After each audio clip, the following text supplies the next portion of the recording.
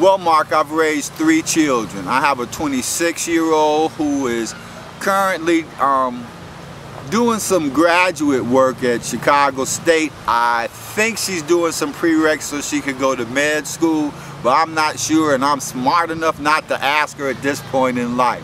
I've got a 21-year-old son who's here in Chicago working at Best Buy. He's a computer wizard. He does hip-hop music. He takes pictures.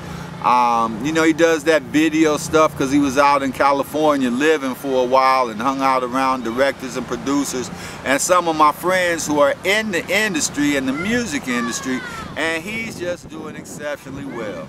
My third, she just graduated from high school. Her name is Gianna. She's getting ready to do a 5-week intensive dance study with Debbie Allen's people because she wants to start to audition for more things. She's really cool. She has a stunt driver teaching her how to drive, and I could, you know, just imagine her coming down the street on 2 wheels. But the thing about parenting and raising children, as I've learned or as I've done, was I've taken the time to introduce them and turn them on to a bunch of things so that when they reach a point in their lives where they have to make decisions, they can make a good decision. My mother used to get on me about letting my eldest make a decision whether she wanted to stay over at my mother's house or come home with me when I got off of work. But for me, it didn't make any difference.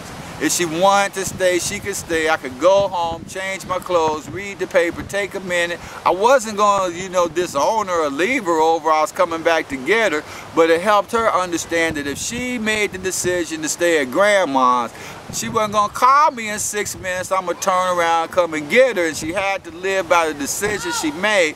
So at this point in her life, she's making better decisions.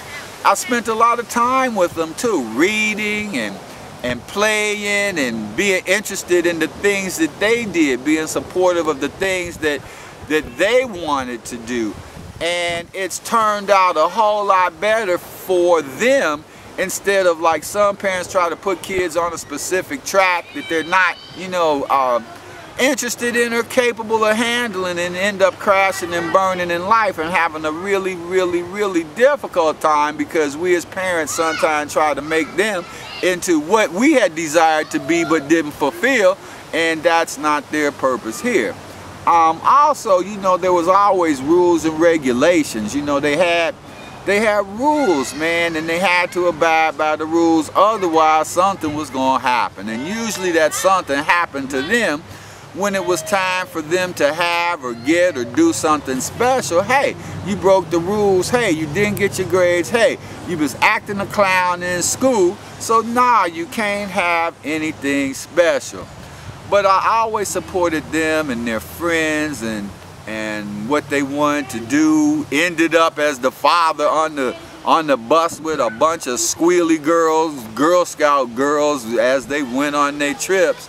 But you know, as that man figure, you know, you have to be supportive, especially of your daughters, because one day in life they're going to have to choose a man to spend the rest of their life with, have their babies, and be in a marriage relationship with.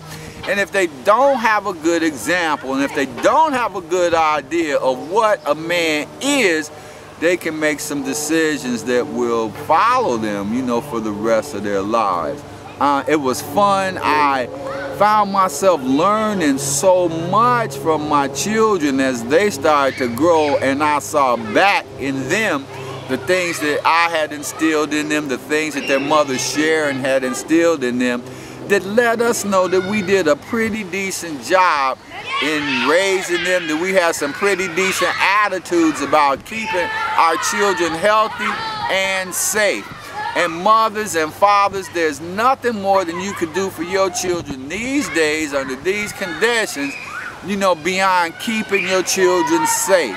We can't be we can't be everywhere with them, but we could instill in them some things that they could look for. We could instill in them how they could choose their friends and the people that they're around, and we could pray and hope for the best. But at the end of the day, when you spend the time, when you put the effort and the time into your children, listen, it pays off in great dividends, because you don't have to go get them out of jail. You don't have to go put them in rehab, and their lives are healthy and happy just the way you would like them to be.